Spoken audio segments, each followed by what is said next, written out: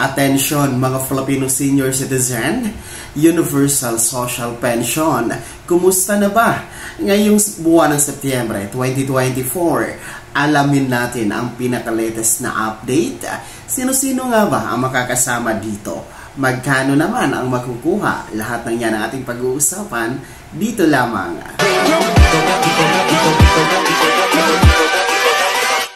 Hold up.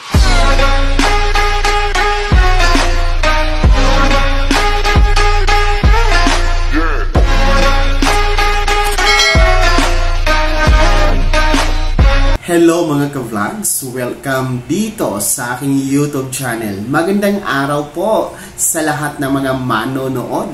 Saan po kayong dako sa mundo? Kumusta mga ka-vlogs? Pag-uusapan natin ngayon ang Universal Social Pension sapagkat buwan na tayo ngayon ng Setyembre.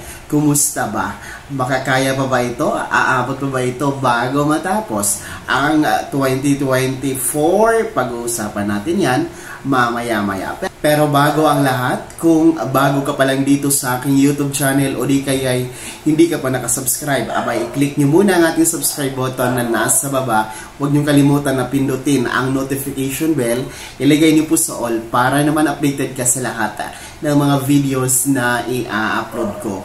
Yes po, pag-uusapan natin ngayon ang Universal Social Pension Bill sapagkat ito nga po sa panahon natin ngayon, Setyembre na tayo at magtatapos na po ang third quarter. Tutungtong na tayo sa last quarter for 2024 ngayong susunod na buwan, Oktubre. So mahalaga na pag-uusapan natin ito sapagkat napakarami po ang nagtatanong, no? Sapagkat marami po ang nagme-message sa aking official Facebook page, no? Kung magsisimula na ba ito, and para mabigyan din po kayo ng linaw, mabigyan kayo ng guide, no? Para hindi po tayo ma-fake news. So, ang tunay po na kalagayan ngayon ng Universal Social Pension ay panukala pa lamang po siya. Bill pa lamang po siya na pasado dyan sa Kamara o sa Congress, mga ka-vlogs. At ito nga ay dadaan pa sa Senado. And since aprobado na po siya sa Kamara at ito nga po ay hihimay-himayin pa ng ating mga senador dyan sa Senado. So, dadaan talaga ito sa Senado sapagkat bago maisa sa batas, no, ang isang panukala, kailangan itong maaprobahan, no, sa legislative, which is the Congress, and of course the Senate, no, mga legislative body natin bago po ito maaprobahan sa executive, which is the president. So siya po ang last na pipirma, a-approve dito sa panukala gaya nitong Universal Social Pension Bill. So uulitin ko, aprobado pa lamang po siya sa Kamara, no, sa hanay ng Kongreso. And ito nga ay dadako pa, himay-himayin pa, pag-uusapan pa sa level ng Senado, mga ka-vlogs. Pero bigyan muna ko kayo ng overview kung ano nga po ba itong kabuuan ng Universal Social Pension Bill sapagkat ako, no, personally confident ako na magiging ganap na batas ito, no, sapagkat marami pong mambabatas natin, no, Kongreso and Senate na suportado itong Universal Social Pension Bill. So para po sa kaalaman ng lahat, itong Universal Social Pension Bill, ito po ang magbibigay ng pensyon bawat buwan sa lahat, no? Bawat Filipino senior citizen. Wala na po itong pipiliin, no? Mayaman ka man, mahirap ka man, meron ka mang GSIS, SSS, or PFAO pension, ay kasama na po lahat, no? In short, no, indigent or hindi, kasama, walang maiiwan, pantay-pantay na pag magiging batas na itong Universal Social Pension Bill. Sa ngayon kasi mga ka-vlogs, no, ang kasalukuyan pong pensyon na tinatamasa ng ating mga senior citizen, yung tinatawag natin na DSWD Social Pension, which is para lamang po ito sa mga indigent or mahihirap na mga senior citizen. So pinipili po siya, no, yung mahirap lang talaga, no, yung walang makakain, walang pambili ng gamot, walang pagpapagamot, mga may kapansanan, no, yung walang nag-aabot na sustento mula sa pamilya or mga kamag-anak, no, walang source of income. So yun po yung mga pasok sa social pension. So magkaiba na po siya, magiging pangkalahatan na po siya pagdating naman sa universal social pension, mga ka-vlogs, no? At ang matatanggap po na pensyon bawat buwan dito sa Universal Social Pension Bill ay 1,000, no? 1,000 piso pa rin po, no? Gaya doon sa social pension.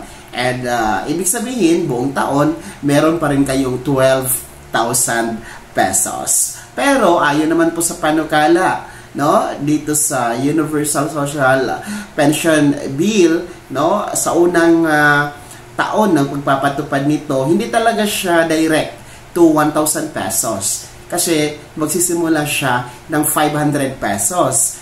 And then every year, dadagdag po yung 100 pesos. So, pag ikadalawang taon, magiging 600. Pangatlong taon, magiging 700 hanggang maaabot po yung target na 1,000 pesos bawat buwan. So yun po yung sinasabi kasi dito sa Universal Social Pension Bill. And kaya ko nga sinasabi kanina, mga ka-vlogs, na ako personally ay kampante ako na magiging batas talaga itong Universal Social Pension Bill, mga ka-vlogs, sapagkat ayon mismo sa mga may akda nito, yung ating mga may akda na mga na nasa Kongreso, no, ang author ng panukalang ito ay talagang sa pag-aaral nila ayon sa kanilang pananaliksik, no, ay kakayanin ng gobyerno na maibigay ang 1,000 piso bawat buwan sa lahat ng mga Filipino senior citizen.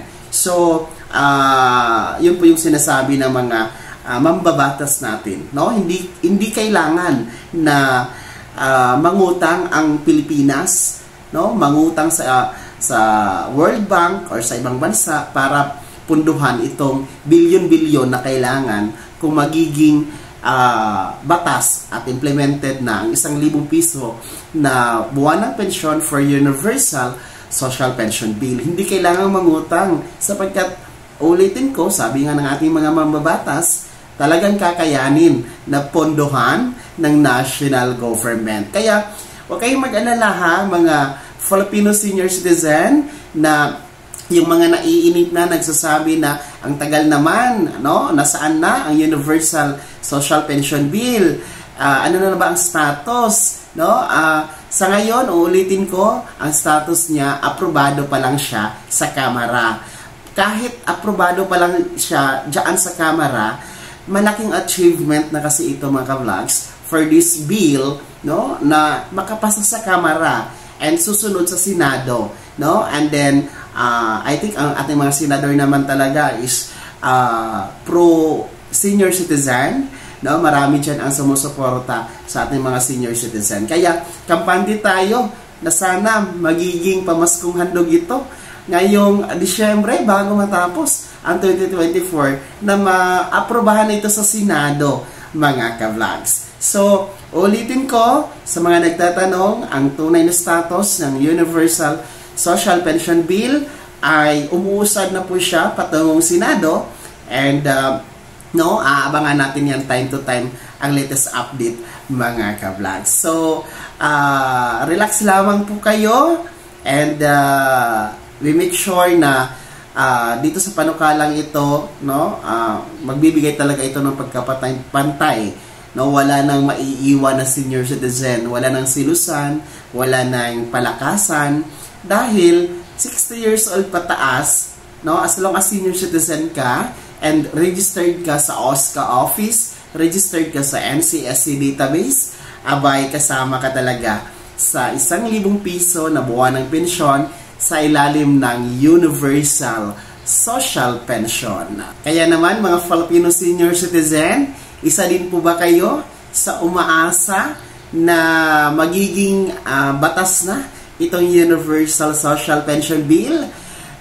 meron ba ditong nanonood dito sa video na to na miyembro na ng DSWD Social Pension? No? Huwag kayong mag-alala kasi kahit DSWD Social Pension beneficiary kayo, kung magiging batas ang Universal Social Pension Bill, ay automatic pa rin kayo nakasama, no? Mawawala na kasi itong social pension pag magiging universal social pension. Kasi pareho lang naman na 1,000 bawat buwan ang matatanggap. And of course, for all, no? Wala nang pipiliin talaga na senior citizen. Kaya ating panawagan sa ating Senado, abay, suportahan ang panukalang ito. At yan ang ating idadalangin talaga, mga Filipino senior citizen, para naman makamit nyo na, no, ang inyong inaantay na pagkapantay-pantay ng pensyon na ibabahagi ng pamahalaan para sa lahat ng mga Filipino senior citizen. Bago ko matapos ang video na to, kung gusto niyo pong sumuporta dito sa aking YouTube channel, maaari niyo pong i-click ang ating super thanks button na nasa baba. Sa mga gusto maging miyembro, pwede po, i-click nyo po ang ating join button. Mamili kayo ng mga perks na andyan, mga ka-vlogs.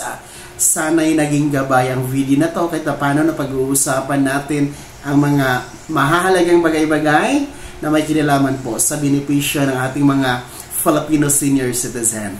Kung hindi ka pa nakasubscribe dito sa aking YouTube channel, maaari nyo nang i-click ang ating subscribe button na nasa baba. Huwag nyo kalimutan na pindutin ang notification bell. Ilagay nyo po sa all para naman updated ka sa lahat ng mga videos na i-upload ko. Maaari nyo ding i-like ang video na to at kung meron ka pang mga katanungan, maaari nyo i-komento sa comment section na nasa baba. At paki-follow na din po ang aking official Facebook page na nasa screen nyo. Muli po, ako si Daniel Timpawa na nagsasabing dito sa aking YouTube channel, Pawang Katotohanan at lahat totoo lamang.